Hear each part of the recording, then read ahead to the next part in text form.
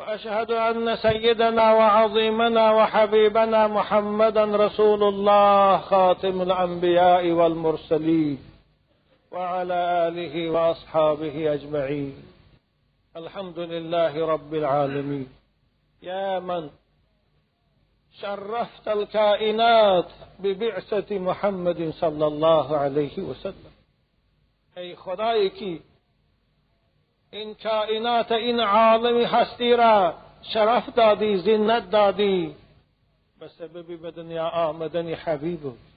یا ربی احینا على ملته، احینا على سنته و توفنا على ملته. خدایا در این دنیا ما را بر سنت حبیبت زنده بدار. خدایا در وقت وفات ما را از پیروان ملت حبیبت. اللهم احشرنا فی زمرة نبینا و تحت لواء حبیبنا. خدایا در روز قیامت و در روز راستاخیز ما را از جمله مخلصان و عاشقان حبیبت حشر گردان و در زیر لوای محمدی ما را جای بده. اللهم اسقنا بيده الشريفة شربة هنيئة لا نظمأ بعدها ابدا. خدایا در آن روز دهشتناک با دست زیبای پیغمبرت به ما آب نوشان که تا جنت در آمده تشنه نمانیم. آمین آمین. اعوذ بالله من الشیطان الرجیم. وما محمد الا رسول قد خلت من قبله الرسل وأمه صديقة كانا يأكلان الطعام انظر كيف نبين لهم الآيات. فما محمد إلا رسول قد خلت من قبله الرسل أفإن مات أو قتل انقلبتم على أعقابكم ومن ينقلب على عقبيه فلن يضر الله شيئا وسيجزي الله الشاكرين. صحبت ما به اینجا آمده بود که رسول اکرم به عالم ملکوت روح ایشان پرواز کرد. حضرت ابوبکر صدیق که آن روز از سبب آنکه پیغمبر خدا کمی بهبودی و کمی هوشیاری حاصل کرده بودند، برای خبر گرفتن خاندانشان بیرون مدینه رفته بودند. این در وقت وفات این پیغمبر بزرگوار حضرت عایشه مادرمان بود و علی بود و عباس بود. جناب پیغمبر جان به جان آفرین تسلیم کردند. عزیزان من ببینیم صحابه های رسول اکرم این خبر ناگهانی و این دهشت را برای خود چگونه قبول کردند. حضرت عمر رضی الله تعالی عنه در بیرون مسجد خیالشان از دست رفته بود و فریاد میکشیدند که والله ما مات محمد. قسم به خدا که حالا پیغمبر خدا نمرده است. ولن يموت حتى يقطع الله به ایدی قوم منافقین و ارجلهم. قسم به خدا که پیغمبر خدا وفات نمی کند تا بالکلیه از جزیره عرب منافقا را از بین نبرد. یک حالتی هیجان حضرت عمر فرا گرفته بود. حتی در بعض روایات میگه شمشیر در دست داشت. کسی میگفت که پیغمبر خدا وفات کرد او را با شمشیر تهدید میکرد. حضرت عثمان رضی الله تعالی عنه خودشان گم کرده بودن، خیالشان نبود. آنند یک صورت بودن، دیگر چیزی نمیتونستن گویند. حضرت علی باشد از چشم آدم ها خودشان پنهان کردن، از خانه نمیتونستن بیرون برن. حضرت عبدالله ابن انیس رضی الله تعالی عنه این خبر شنید. صحن مسجد پیغمبر پر از آدم بود. وقتی که خبری وفات رسول اکرم به مدینه پهن شد، حضرت عبدالله میگه طاقت نکرد، گفت الهی این کان هذا الخبر حقا فاعمی عینای حتی لا ارى احدا بعد رسول الله. خدایا اگر این خبر راست باشد چشمان من نابینا گردان، دیگر کسی را بعد از پیغمبر خدا نبینم. فاعمی عینا، چشماش بگه سفید شد، دیگر چیزی را نمیدیدم.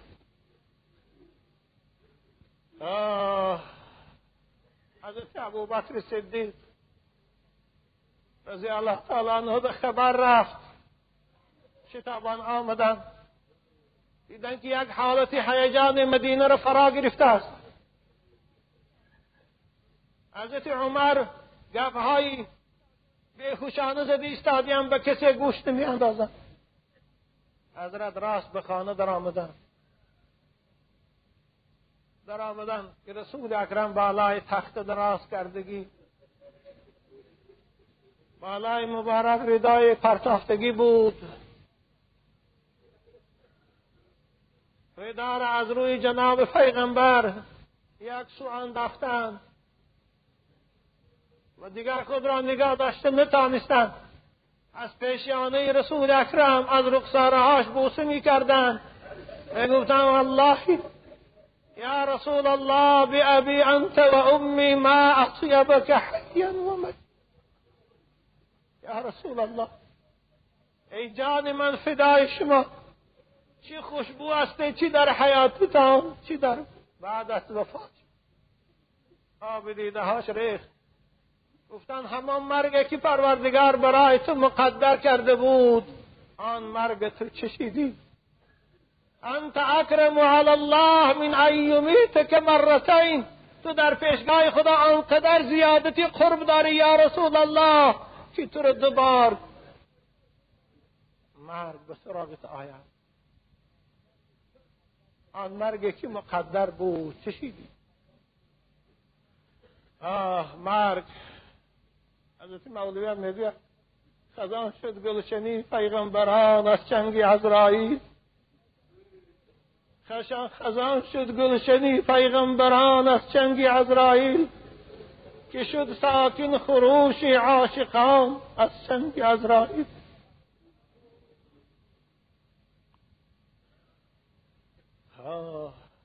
از مرگ کسی رهایی نمی‌یابد. شاعرم میگوید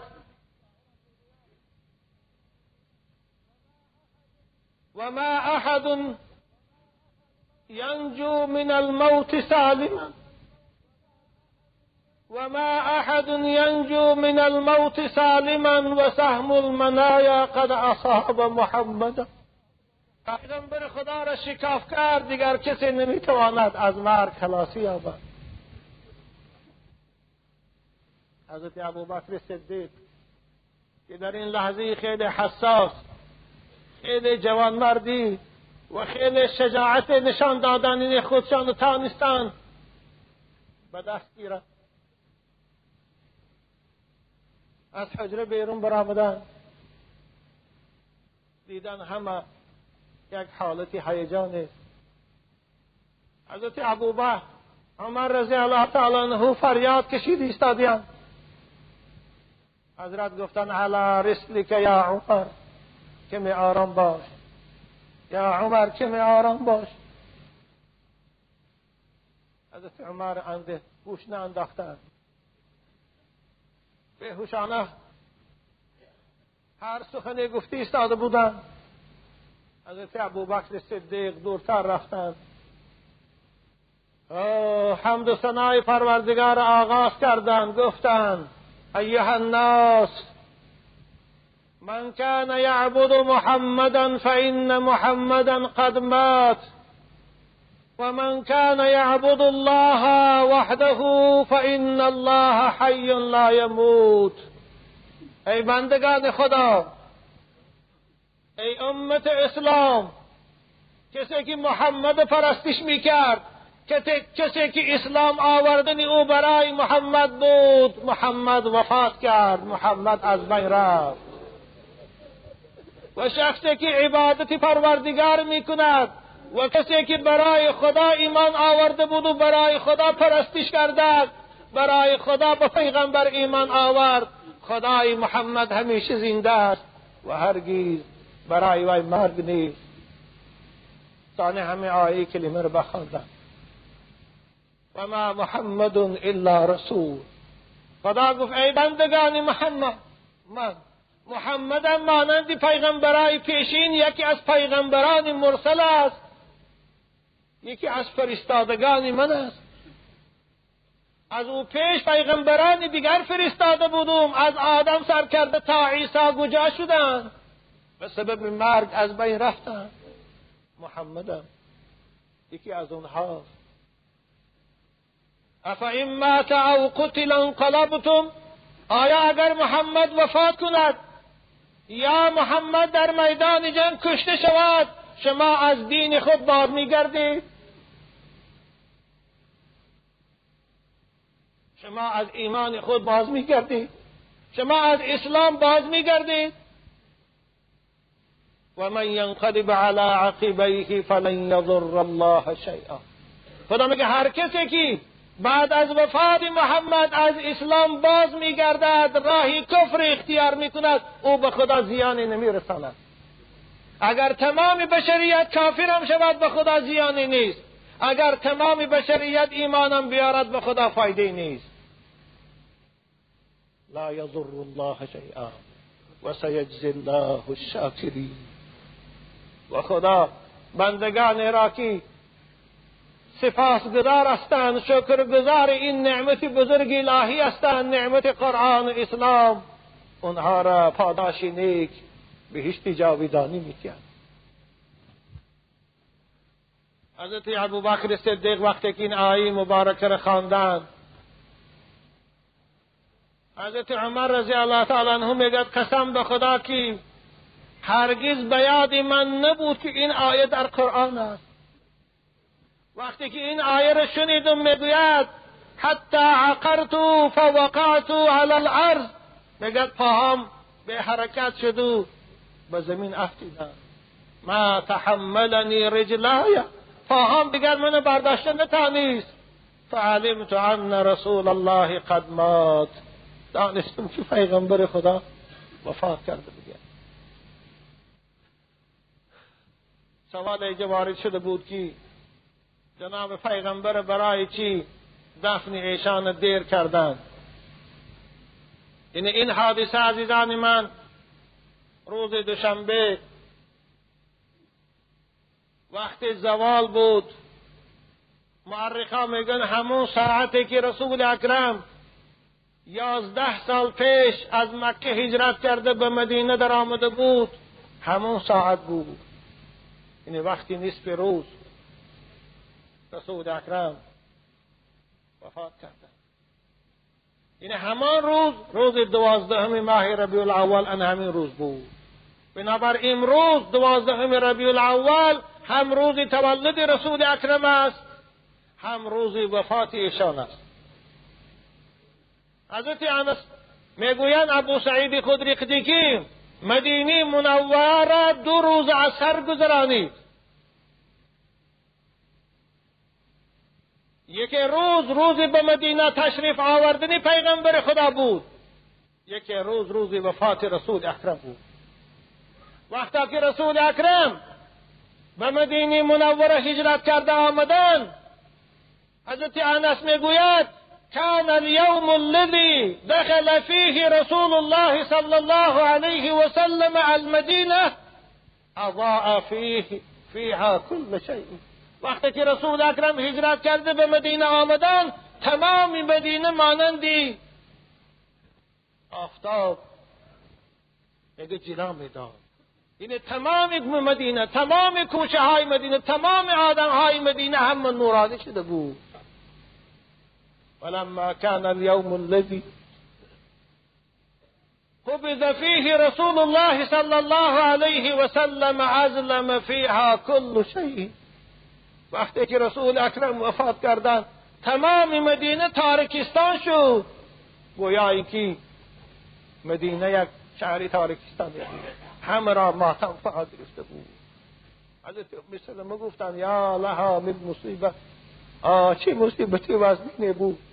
از این سبب رسول اکرم گفته هر مصیبتی که بالای شما ملت اسلام می بیاد، اگر شما مصیبتی به من آمدگی بالاتان به یاد بیارید، این مصیبت شما برای شما آسان می گردد. آره عزیزان من، برای امت اسلام از این مصیبت وزنینتر مصیبتی نبود. حضرت ام ایمن گریه میکردن، گفتم برای چی گریه؟ حضرت گفتم برای خاطر من گریه میکنم که رفع عنا الوحی، وحی الهی از ما کنده شد، دیگر وحی نمی بیاد. من میدانستم رسول اکرم وفات میکنن، اما گریه من بسیارتر، سوزش من برای کنده شدن وحی بود. جناب پیغمبر روز دوشنبه در حجرشان ایستادند، روز سه شنبه هم ایستادند، روز سه شنبه را شامش، این بعد از نماز عصر ایشان بعد جنازه کردند. این سبب تأخیر دفن حضرت چی بود؟ یکم همین که صحابه های بزرگوار اختلاف کردند که آیا رسول اکرم وفات کرده است یا نه، این علیق نبود. دیگر اینکه برای دفن پیغمبر خدا اختلاف بود که رسول اکرم جسد مبارک در کجا دفن کنند. بعضی میگفتن که در همون جایی که وفات کردن در همون حجره دفن میکنیم، بعضی میگفتن که در جنت البقیع دفن میکنیم، حتی گروه زیادی از آدما میگفتن نه، همراه حضرت ابراهیم علیه السلام در بیت المقدس برده دفن میکنیم. نبر اختلاف شد. حضرت ابوبکر صدیق آمدن گفتن من از رسول اکرم حدیث شنیده هستم. حضرت گفتن ما دفن نبی الا حیث یموت، رواه ابن ماجه و صححه. پیغمبر خدا گفتن هر پیغمبری که در کجا وفات کند، در کجا قبض روح شود، در همون سرزمین باید او را دفن کنیم. وقتی که حضرت این سخن رسول اکرم گفتن دیگر همه خاموش شدند. همون حجره که جان حضرت برآمده بودند گلیمه‌هاشان جمع کردن. حضرت ابو طلحه انصاری رضی الله تعالی عنه برای حضرت قبر کندند. بعد از آن که شستند، بعد از آن که تکفین کردند، بعد از آن که نماز جنازه خواندند، حضرت بعد در همان حجره دفن کردند. اکنون سوالی به ما وارد شدگی این بود که رسول اکرم جنازه شکی خواند. در باب جنازه رسول اکرم اختلاف علماست. بعضی ها میگن پیغمبر خدا را بالکلیت جنازه نکردن، چرا که حضرت احتیاج به جنازه نداشتن. بعضی ها میگن که نه، رسول اکرم جنازه کردن، اما هر آدم تنها خودش به رسول اکرم استغفار کردن، یعنی هیچ کس امام نشد. حدیث ابن عباس هم به این دلالت میکند فلما فرغوا من جهازه صلی الله علیه و سلم یوم الثلاثاء وضع على سریره فی بیته فدخل الناس ارسالا یصلون علی النبی صلی الله علیه و سلم. وقتی که رسول اکرم شستن و کفن کردن و بالای تخت خواباندن، به مردم اجازت در آمدن شد. به نوبت گروه در آمدن، هر کس خودش پیش پیغمبر خدا ایستاده دعا میکردن، برآمده میرفتن. بعد از آنکه مردها تمام شدند، حتی اذا فرغوا ادخلوا النساء، زنها در آمدن به رسول اکرم وداعتونی دعا کردند. بعد از زنها گودکا در آمدن به رسول اکرم دعا کردند. ولم یؤم الناس احد علی النبی صلی الله علیه و سلم، هیچ کس امام نشد که دیگران از طفا اقتدا کنند برای پیغمبر خدا، زیرا اینکه هر یک آدم میخواست در اون لحظه آخر خود بنفسه به پیغمبر خدا متوجه شود، به واسطه از برکات ایشان بهره حاصل کند. بنابر امام قرطبی هم این قول راجح کردند، زیرا که حدیث به این دلالت میکند، اصح قول همین است که هر آدم خودش به تنهایی به رسول اکرم صلی الله علیه و سلم نماز جنازه خواندند. عزیزان من، اکنون وقتی ما خیلی گذشته ایستاده است. من صحبتی درازی در این باب داشتم و انشاءالله باز در این جمعه دیگه میکنم. اکنون مولود میخوانیم. پیش از آن که مولود شروع کنیم، در اینجا البته بلبلای مدرسه قرآن هست. برادرای عزیز ما من از خوجند آمدن، از شهر آمدگی هستن، از دیگر جا. همین قدر گفتنی هستم که رسول اکرم صلی الله علیه و سلم پروردگار برای ما و شما در یک زمان فرستاد که ابرهای تیره بی خدایی تمام عالم را فرا گرفته بود. انسانیت نشانه‌های علامت‌های راه را که به خدا می‌رسانید این نشانه‌ها را گم کرده بود. به تعبیر قرآن دنیا خیلی تاریک شده بود. پروردگار برای نجات بندگانش این چراغ تابان فرستاد. اعوذ بالله من الشیطان الرجیم. یا ایها النبی انا ارسلناک شاهدا ومبشرا ونذیرا وداعیا الى الله باذنه وسراجا منیرا. ای پیغمبر، ما تو را برای آن فرستادیم که بندگان صالح و نیک خدا را بشارتی به جنت دهی و بندگان سرکش و متکبر از فرمان خدا تجاوزگران را به دوزخ بترسانی. و تو با امر حق، با امر پروردگار خود خلق را به سوی خدای خویش بخوانی. و ای محمد، ما تو را در این شب ظلمانی عالم چراغ درخشان، چراغ تابان فرستادیم. آره عزیزان من، پروردگار حبیب خودش چراغ گفت، ماننده که آفتاب را هم چراغ گفت. محمد چراغ دل است، محمد چراغ جان و دل است، آفتاب چراغ آب و گل است. محمد چراغ دین است، آفتاب چراغ دنیا